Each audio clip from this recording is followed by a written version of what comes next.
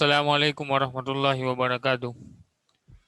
ધોરણ 11ના વિદ્યાર્થી મિત્રો, આપણે લાસ્ટ ટાઈમ જે ચર્ચા કરેલી એની વાત કરીએ તો કોણીય વેગમાનની ચર્ચા થયેલી ઘણી બધી, અને લાસ્ટમાં ગઈકાલે રેખીય સંતુલન અને ચાકગતિકીય સંતુલનની વાત કરેલી. રેખીય સંતુલનમાં જો કોઈ તમારો પદાર્થ હોય અથવા તમારું કણોનું બનેલું તંત્ર રેખીય સંતુલનમાં હોય તો એનો મતલબ એવો થાય કે એ તંત્ર પર લાગતા પરિણામી બાહ્ય બળનો કુલ સરવાળો શૂન્ય થાય, એવી આપણે વાત કરેલી.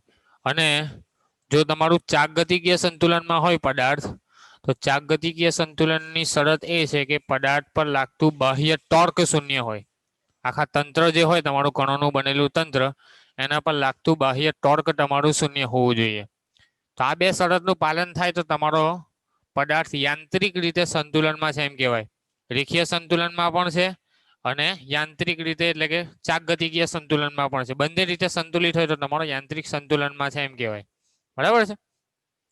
હવે કેટલાક ઉદાહરણો છે. આપણે લાસ્ટ ટાઈમ 7.4 એટલે કે ચોથા ઉદાહરણ સુધી આપણે ચર્ચા કરેલી. સદિશ ગુણાકારનો લાસ્ટ એક્ઝામ્પલ ગણેલો. હવે બીજા બે ચાર ઉદાહરણો જે છે જે તમારા આપણા ટોપિકને લગતા છે, થિયોરિટિકલ જ છે ઉદાહરણો. એક તમારો મેથેમેટિકલ છે અને બાકીના બે ઉદાહરણો તમારા થિયોરિટિકલ છે, જે આપણે ભણ્યા થિયરી એને રિલેટેડ જ છે, તો એની ચર્ચા કરી લે. અને સાથે એક ટોપિક આગળનો ચાકમાત્રાના સિદ્ધાંતનો છે. આદર્શ ઉચ્ચાલનની મદદથી ચાકમાત્રાનો સિદ્ધાંત સમજાવો. લીવર અને જે લોડ લગાવ્યો છે લીવરની ઉપર, એના મદદથી તમારે કઈ રીતે મેકેનિકલ એડવાન્ટેજ ગણવાનો એની આપણે વાત કરીએ. તો સૌથી પહેલા વાત કરીએ 7.5 નંબરના ઉદાહરણની. શું કીધું છે? ઉગમ બિંદુને અનુલક્ષીને બળ F બરાબર 7i caret plus 3j caret minus 5k કેરેટનો ટોર્ક શોધો. જે કણ પર બળ લાગે છે તેનો સ્થાન સદિશ i caret minus j caret plus k caret છે. સિમ્પલ દાખલો છે એકદમ. તમને આર આપી દીધો છે, એફ આપી દીધો છે, બળનું મૂલ્ય આપેલું છે, કેટલા અંતર પર બળ લાગે છે એટલે કે મોમેન્ટ ઓફ ફોર્સ તમને આપેલું છે, કેટલા અંતર પર તમારું બળ લાગે છે તે તમને આપેલું છે. તમારે ટોર્ક ગણવાનું છે. ટોર્ક માટેનું તમને સૂત્ર છે torque tau is equal to R cross F.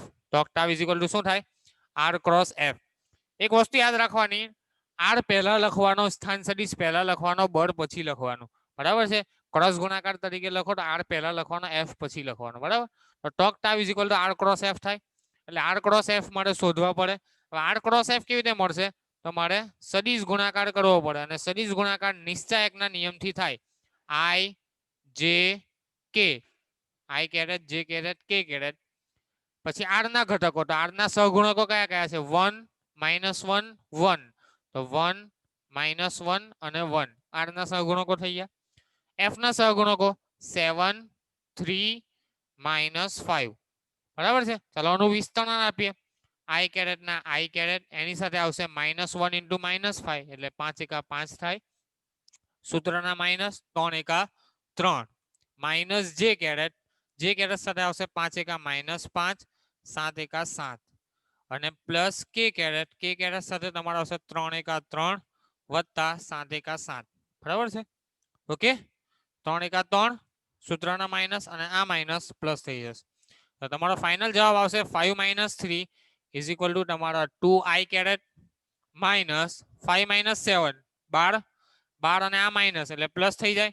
તો તમારા થશે 12 જે કેરેટ વત્તા 7 ને 3 10, તો 10 કે કેરેટ. આ જે સદિશ આવ્યો એ તમારો ટોર્ક સદિશ મળ્યો. બરાબર છે. એટલે કે આટલું ટોર્ક તમારું ઉત્પન્ન થશે આટલા બળની અસર હેઠળ આટલા અંતરે. ઓકે. સિમ્પલ દાખલો છે, આર ક્રોસ એફ શોધવાના હતા.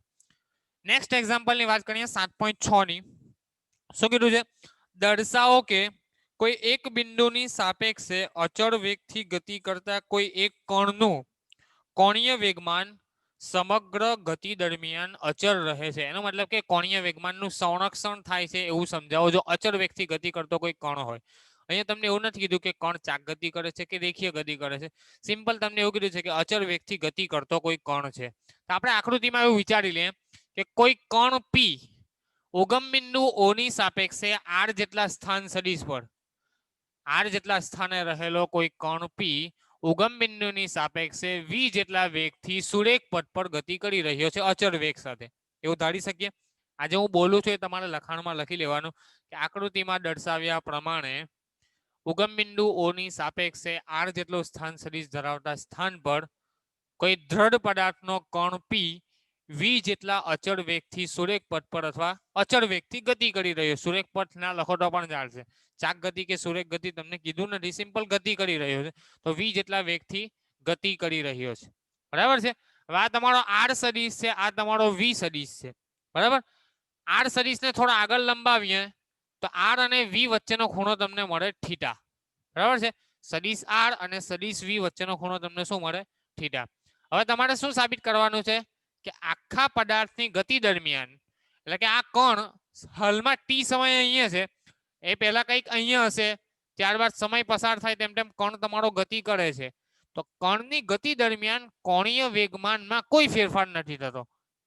કણ કેવી અચળ વેગી ગતિ કરે છે, તો અચળ વેગી ગતિ કરતો હોવાને કારણે એવું સાબિત કરો કે કણના કોણીય વેગમાનમાં કોઈ પણ પ્રકારનો ફેરફાર થતો નથી સમયની સાથે. એનો મતલબ કે કોણીય વેગમાન તમારું કોન્સ્ટન્ટ રહેશે, સંરક્ષણ થાય છે, એવું સમજાવો. તો કોણીય વેગમાન એટલે શું? કોણીય વેગમાન L બરાબર r ક્રોસ p થાય, સદિશ r ક્રોસ સદિશ p, જ્યાં p શું છે તમારું? રેખીય વેગમાન. કણ p નો રેખીય વેગ v છે, તો કણ p નો તમારું દર જો m દર ધરાવતો હોય તો એનું રેખીય વેગમાન શું થશે? સદિશ p બરાબર mv થાય. ચાલો આ કિંમતને આપણે સમીકરણ નંબર 1 માં મૂકીએ તો સદિશ L બરાબર સદિશ r ક્રોસ સદિશ mv. બરાબર. હવે r ક્રોસ mv, જ્યાં ક્રોસ પ્રોડક્ટ છે r અને v વચ્ચેનો ખૂણો, આ તમારો સદિશ r છે, સદિશ r અને v વચ્ચેનો ખૂણો જો થીટા હોય તો L બરાબર rmv sin થીટા તમે લખી શકો. ક્રોસ પ્રોડક્ટ છે એટલે sin થીટા આવે. બરાબર છે. તો સદિશ ના માંથી આપણે અડીશ સ્વરૂપમાં લખવું હોય તો કોણીય વેગમાન L બરાબર શું લખાય? rmv sin theta. હવે અહીંયા આપણે વાત કરીએ તો થોડી પદોની ગોઠવણી કરું તો m અને v ને સાથે લઈ લે, ઇન્ટુ તમે લઈ લો r sin થીટા. હવે પદાર્થનું જે દળ છે અથવા જે કણ p છે, એ કણ p નું જે તમારું દળ છે એ સમગ્ર ગતિ દરમિયાન બદલાય નહીં. દળ તો તમારું કોન્સ્ટન્ટ રહેવાનું.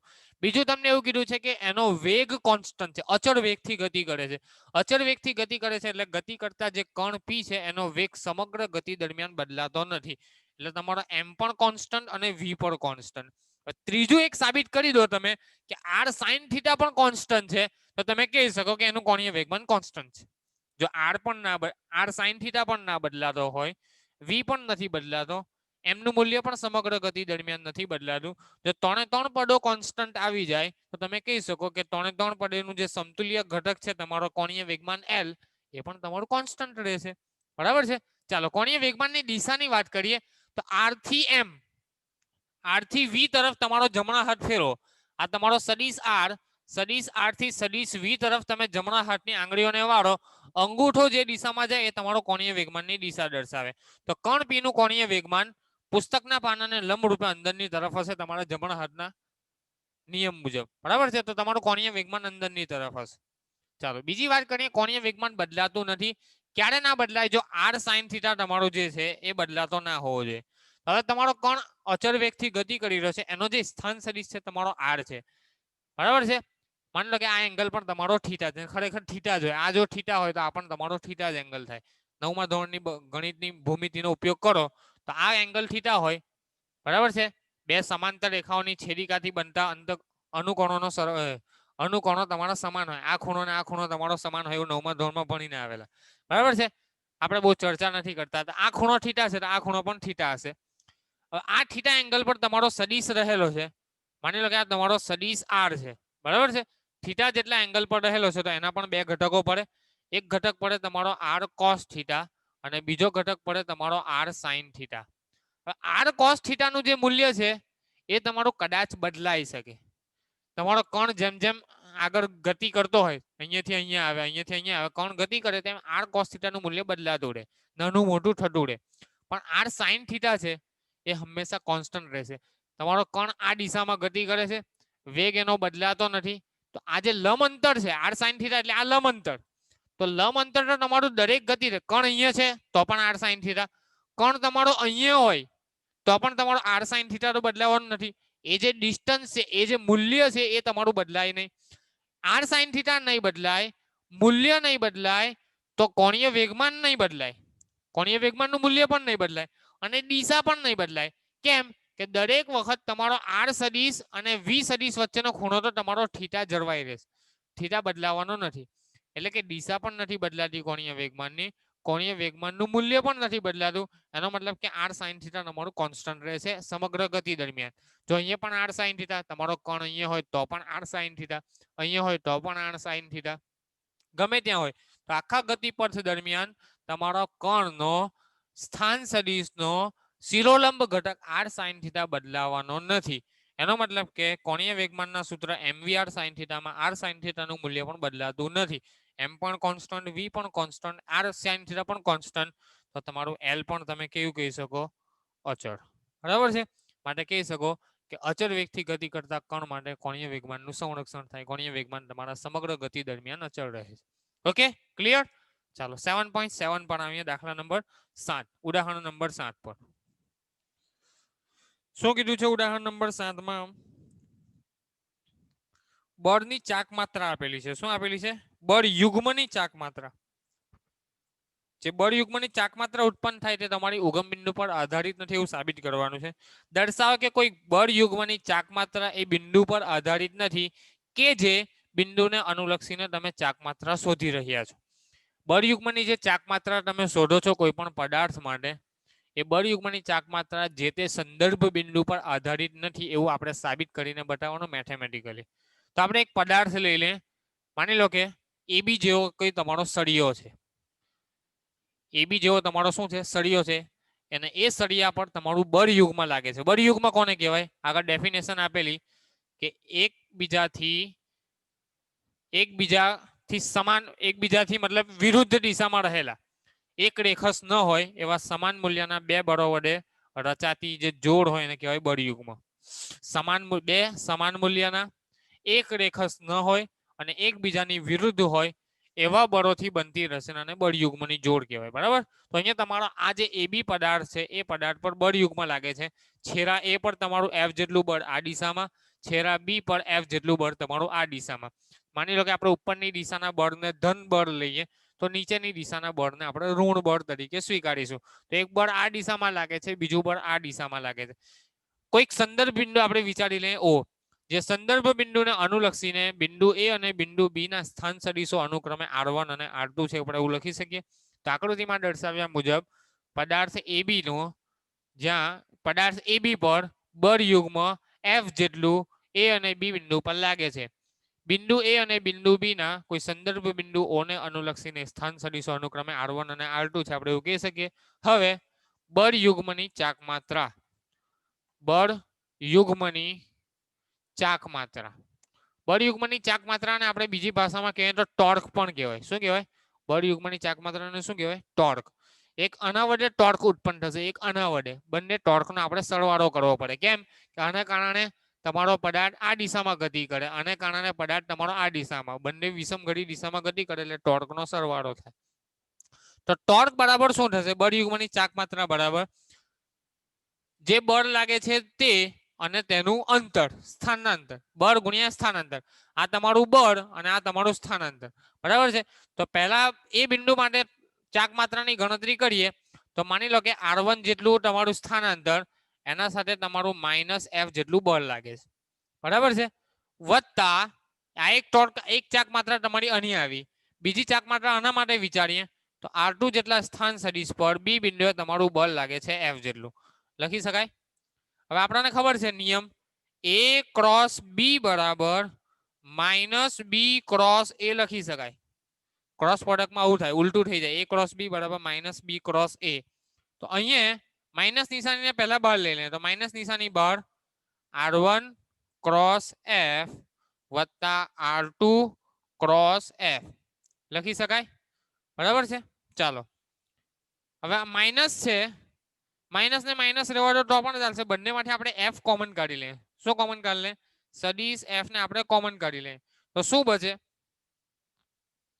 અથવા બીજી રીતે વાત કરીએ, અહીંયા R1 ક્રોસ F છે, અહીંયા R2 ક્રોસ F છે, બંનેમાં F તમારું કોમન છે. બરાબર છે? તો હવે એનું વિભાજન કરીએ તો વિભાજન કેવી રીતે થશે જોજો. R1 અને પહેલા લખી દે R2 ક્રોસ F ને આપણે પહેલા લખી દે માઇનસ R1 ક્રોસ F. લખી શકાય કે ના લખી શકાય? R2 cross F minus R1 cross F. Okay, હવે આપણે F ને કોમન કાઢી લઈએ તો F કોમન તો તમારું શું આવશે? R2 માઇનસ R1 ક્રોસ ના ક્રોસ પ્રોડક્ટ. બળ તમે કોમન કાઢી લીધું અને આ તમારો આવશે R2 માઇનસ R1. બરાબર છે? અહીંયા પહેલું R2 સદિશ માઇનસ તમારો R1 સદિશ. ખરેખર મારી ભૂલ છે, પહેલા તમારે સ્થાન સદિશ ને લખવાનો, એટલે તમે આવું લખી શકો R2 માઇનસ R1 સદિશ ક્રોસ તમારો F સદિશ. F સદિશ ને આપણે કોમન કાઢી લીધો. બરાબર છે? તો R2 માઇનસ R1 આવે. R2 માઇનસ R1 શું છે? તમારું AB છે. સદિશના સરવાળા માટે ત્રિકોણનો નિયમ હવે આપણે ભણીને આવેલા. માની લો કે એક સદિશ આ રીતે હોય, બરાબર છે, બીજો સદિશ આ રીતે હોય. આ તમારો AB સદિશ છે, આ તમારો R1 સદિશ છે. પ્રથમ સદિશ એના માથાથી બીજો સદિશ, બરાબર છે, તો એનું પરિણામી શું આવે? બીજો સદિશ છે તો એનું પરિણામી અહીંયા આવે R2. તો એવું લખી શકાય કે R1 અને AB નો સરવાળો R2 જેટલો થાય.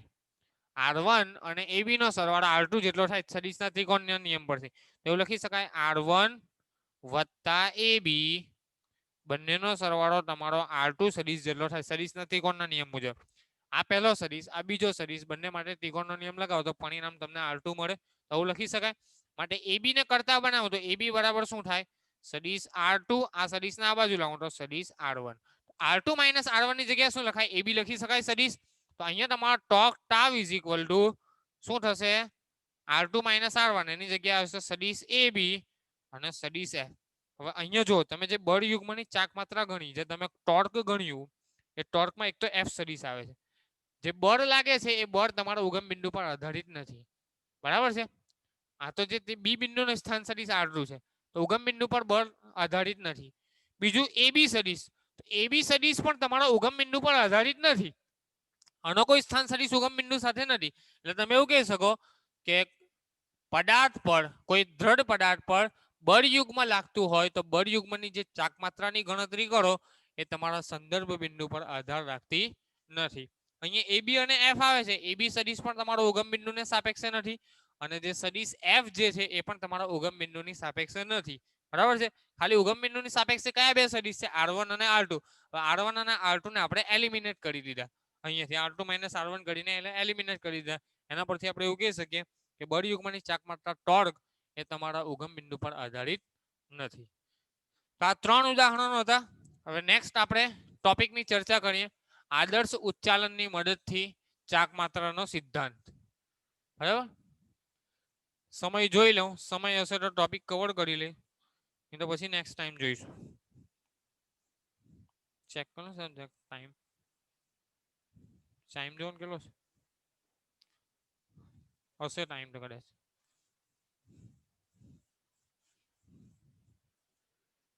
નથી આવ્યું કયો?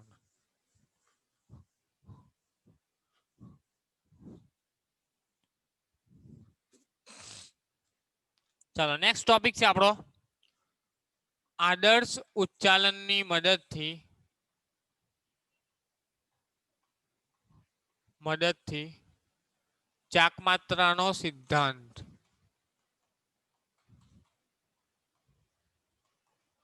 આ જે સિદ્ધાંત છે એનો ઉપયોગ તમારે દાખલાઓમાં કરવાનો આવશે. બરાબર છે? ચાક માત્રાના સિદ્ધાંતનો ઉપયોગ કરીને ન્યુમેરિકલ તમારે સોલ્વ કરવાના આવશે.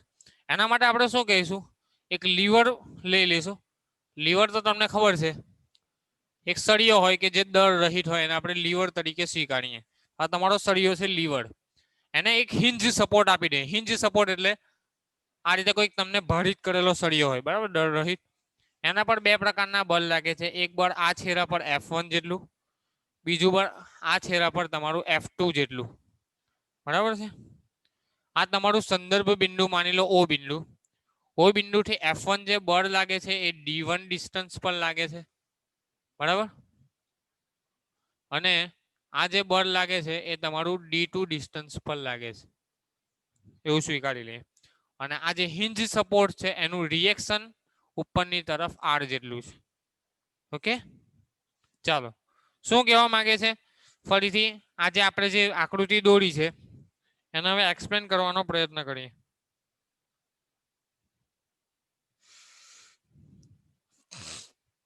આદર્શ ઉચ્ચાલન કોને કહેવાય?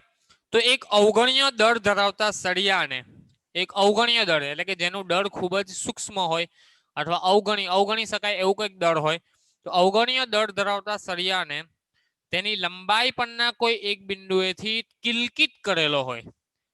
અવગણીય દળ ધરાવતા સળિયાને લંબાઈ પરના કોઈ એક બિંદુએથી એને કિલકિત કરેલો એટલે કે સપોર્ટ આપેલો હોય નીચેથી, બરાબર? આ રીતે લટકતો હોય આ કોઈ એક સપોર્ટ પર, માની લો કે આને આ રીતે ઉચ્ચાલન કહેવાય, બરાબર? 9મા ધોરણમાં અથવા તમે પ્રાઇમરીમાં પણ ઉચ્ચાલન શબ્દ સાંભળીને આવ્યા હશે. ઉચ્ચાલન એટલે શું? તમે જે પેલો ચીચવો હોય, તમે ગાર્ડનમાં ફરવા જાઓ તો એક બેઠક પર તમે બેસો, બીજા બેઠક પર તમારો મિત્ર બેસે અને તમે ઊંચા નીચા કરો, એને શું કહેવાય? ઉચ્ચાલનની રચના કહેવાય, બરાબર? બીમ બેલેન્સ પણ કહી શકાય. એક પ્રેક્ટિકલ 11મા ધોરણમાં આવશે તમારો બીમ બેલેન્સનો, બરાબર છે? તો એને આદર્શ ઉચ્ચાલન કહેવાય. તો આદર્શ ઉચ્ચાલન કોને કહેવાશે? અવગણીય દળ ધરાવતા સળિયાને તેની લંબાઈ પરના કોઈ એક બિંદુએથી કિલકિત કરેલું હોય, જે બિંદુને ફલક્રમ કહેવાય, એટલે કે આધાર બિંદુ. આ જે બિંદુ છે એને શું કહેવાય? ફલક્રમ, બરાબર છે? અથવા ગુજરાતીમાં આધાર બિંદુ. ટર્મ્સ સમજવાની છે, ગુજરાતી શબ્દો પ્યોર ગુજરાતી શબ્દો હશે, બરાબર છે? તો એ ટર્મ્સ તમે સમજી લેજો. ઉચ્ચાલન એને ગુજરાતીમાં લીવર પણ કહેવાય, બરાબર છે? ઉચ્ચાલન, આ જે પદાર્થ છે સળિયો છે એને ઉચ્ચાલન સળિયો કહેવાય અથવા લીવર. એક યાંત્રિક સંતુલન ધરાવતું તંત્ર કહેવામાં આવે છે. ઉચ્ચાલનને શું કહેવામાં આવે? યાંત્રિક સંતુલન ધરાવતું. યાંત્રિક સંતુલન એટલે શું? કે ઉચ્ચાલન રેખીય સંતુલનમાં પણ હોય અને ચાકગતિકીય સંતુલનમાં પણ હોય, બરાબર છે? એના પર એવા વજન લટકાવો, તમે એવા ભાર લટકાવો કે જેને કારણે તમારો ઉચ્ચાલનનો જે સળિયો છે એ રેખીય ગતિ પણ નહીં કરે અને ચાક ગતિ પણ નહીં કરે, એવી રચના છે. એવી રચના ધરાવતા તંત્રને તમારું આદર્શ ઉચ્ચાલન કહેવામાં આવે. ચાલો હવે થોડીક માહિતી લખીને આકૃતિમાં દર્શાવ્યા મુજબ આધાર બિંદુ O થી D1 અને D2 અંતરે સળિયાના બંને છેડે અનુક્રમે F1 અને F2 બળો સળિયાને લંબ રૂપે લાગે છે.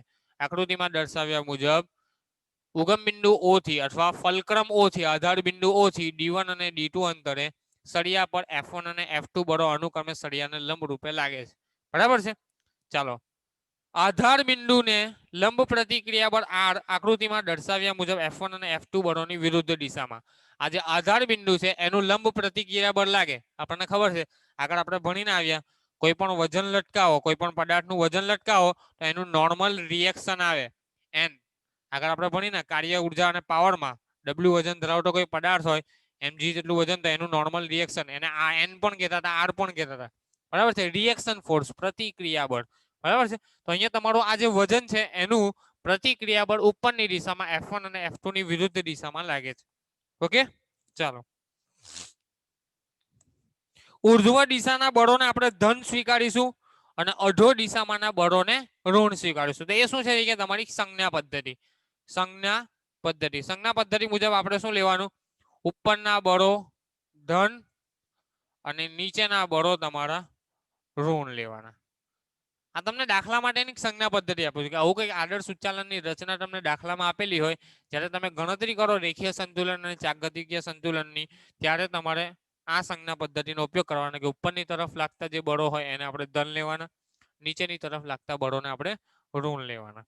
ચાલો આગળ વાત કરીએ સ્થાનાંતરીય સંતુલન માટે. હવે આ જે ઉચ્ચાલન થાય છે એનું રેખીય સંતુલન ક્યારે થાય? તો રેખીય સંતુલન માટેની શરત અથવા રેખીય સંતુલન માટે આપેલું આદર્શ ઉચ્ચાલન તમારું રેખીય સંતુલનમાં છે તો એના માટેની શરત શું થશે? તો R minus F1 minus F2 is equal two 0 થાય. ઉપરની દિશાના બળને આપણે ધન લીધું અને નીચેની દિશાના જે બે બળો છે F1 અને F2 એને ઋણ લીધા, ઇઝ ઇક્વલ ટુ 0. આ રેખીય સંતુલનની શરત થઈ ગઈ, R minus F1 minus F2. એટલે બીજી ભાષામાં કહે તો R is equal two F1 plus F2. Okay, આ તમારું સમીકરણ નંબર 1. આગળ વાત કરીએ ભાર કોને કહેવાય અને ભાર ભુજા કોને કહેવાય, બરાબર છે?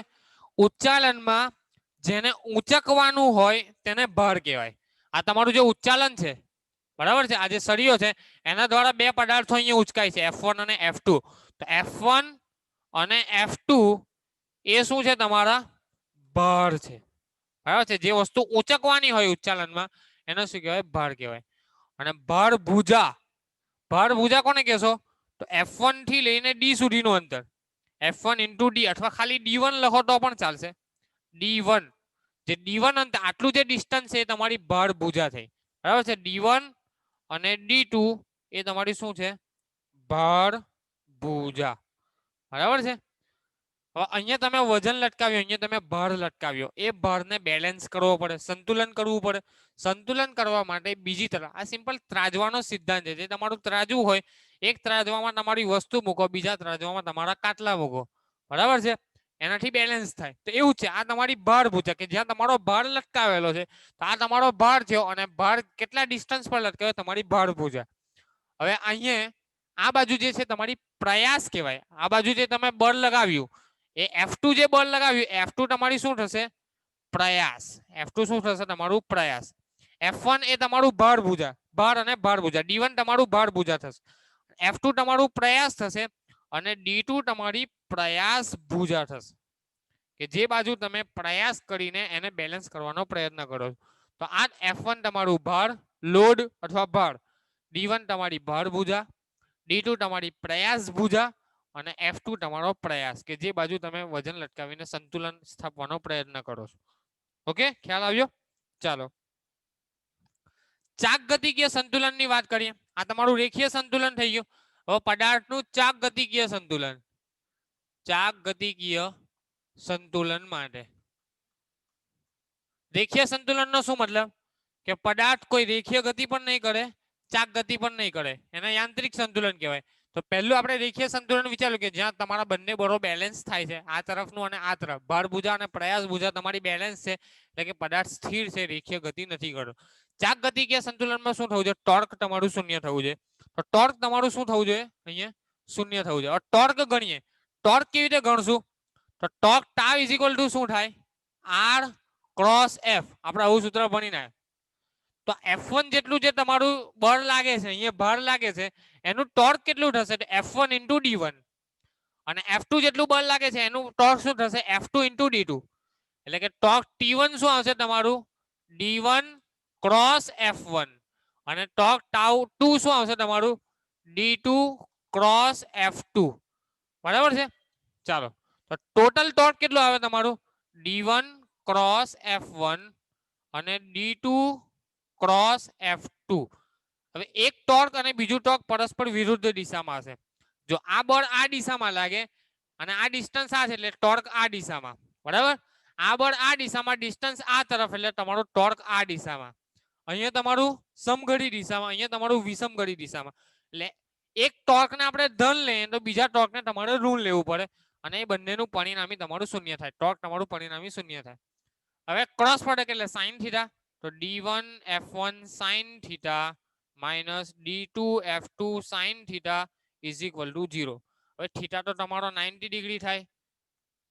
F અને D વચ્ચેનો ખૂણો, F અને D વચ્ચેનો ખૂણો બંને લંબ રૂપે લાગે છે, આપણે પહેલા જ કીધું. 90 ડિગ્રી, 90 ડિગ્રી તો sin 90 બરાબર 1. તો શું આવ્યું? D1 F1 minus D2 F2 is equal two 0. માટે D1 F1 is equal two D2 F2. માટે F1 ના છેદમાં F2 is equal two D2 ના છેદમાં D1. ઇમ્પોર્ટન્ટ સૂત્ર આવ્યું. આ જે સૂત્ર છે એને કહેવાય મિકેનિકલ એડવાન્ટેજ. આ સૂત્ર જે આવ્યું એને શું કહેવાય? Mechanical advantage. એટલે કે સિમ્પલ ભાષામાં ભાર ભુજા ગુણ્યા ભાર બરાબર પ્રયાસ ભુજા ગુણ્યા પ્રયાસ. એવું થાય, આ શરતનું પાલન થાય તો તમારો ચાક ગતિકીય સંતુલનમાં આવે. તમારો પદાર્થ શામાં કહેવાય? ચાક ગતિકીય સંતુલનમાં. રેખીય સંતુલન માટેની શરત શું? R is equal two F1 plus F2 થવું જોઈએ. જેટલા બળો નીચે લાગે છે એટલા બળો ઉપર લાગવા જોઈએ. તો રેખીય સંતુલનમાં ચાક ગતિકીય સંતુલન એટલે D1 ઇન્ટુ F1 ભાર ભુજા ગુણ્યા ભાર પ્રયાસ ભુજા ગુણ્યા પ્રયાસ એ તમારું સમાન હોવું જોઈએ. ચાલો, F1 અને F2 ના જે ગુણોત્તર હોય એને યાંત્રિક લાભ કહેવામાં આવે, mechanical advantage. F1 by F2 નો જે ગુણોત્તર આવે છે D2 બાય D1 એને શું કહેવાય? મિકેનિકલ એડવાન્ટેજ, યાંત્રિક લાભ. બીજું, યાંત્રિક લાભ વધુ મેળવવા માટે, તમને મિકેનિકલ એડવાન્ટેજ સારો મળે એના માટે D2 એ ભાર ભુજા D1 કરતા મોટી રાખવી જોઈએ. D2 જે ભાર ભુજા છે એ very very greater than D1 રાખવી પડે, બરાબર છે. એટલે કે આ ડિસ્ટન્સ તમારું ઓછું હોય, આ ડિસ્ટન્સ વધારે હોય તો તમારે ઓછા પ્રયાસમાં આને બેલેન્સ કરી શકો, બરાબર છે. ઉચ્ચાલનમાં શું કરી શકો, ઓછું બળ લગાડીને તમે એને બેલેન્સ કરી. અને સિમ્પલ વસ્તુ છે, એક વસ્તુ વચ્ચેથી કિલકિત કરેલી હોય, એક સળીઓ વચ્ચેથી કિલકિત કરેલી હોય, તો આ બાજુ 10 ન્યૂટનનું બળ લગાડો. શાનું 10 ન્યૂટનનું બળ લગાડો છો, તો આ બાજુ તમારે 10 ન્યૂટન બળ લગાડવું. બંને છેડા પર તમારે 10 ન્યૂટન બળ લગાડો તો તમારું વિચાલન સિમ્પલ એમાં આવે. આ તમારો 10 મીટરનો સળિયો છે માની લો, અને 5-5 મીટર પર તમે બળ લગાડો છો. એક બળ અહીંયા લાગે છે, એક બળ અહીંયા લાગે છે. ઓકે, નીચેની તરફ બળ કઈ દિશામાં, આ દિશામાં. અને સંતુલન કરવું હોય તો આ પણ 5 ન્યૂટનનું લગાવવું પડે, આ પણ 5 ન્યૂટનનું બળ લગાડવું પડે, તો તમારું સંતુલનમાં આવે. માની લો કે આ આધાર બિંદુ તમે જે ફલક્રમ છે એને અહીંયા મૂકો, તો 5 ગુણ્યા માની લો કે તમારું 2 મીટર ને આ 8 મીટર છે. બરાબર છે. હવે અહીંયા 5 ન્યૂટનનું બળ લગાય છે, આ 2 મીટર છે, તો 5 દુ 10 થાય. શું થાય? 10 ન્યૂટન. હવે એ 10 ન્યૂટન ઇન્ટુ મીટર એને મારે સમતોલવા માટે આ બાજુ કેટલું બળ લગાડવું પડે? તો આ તો 8 મીટર છે, અહીંયા તમારે 10 લાવવાના છે, તો અહીંયા 5 કરતા તો ઘણું ઓછું બળ લગાડશો તો તમારા 8 ગુણ્યા સમથિંગ કઈ કરો તો તમારું 10 આવે.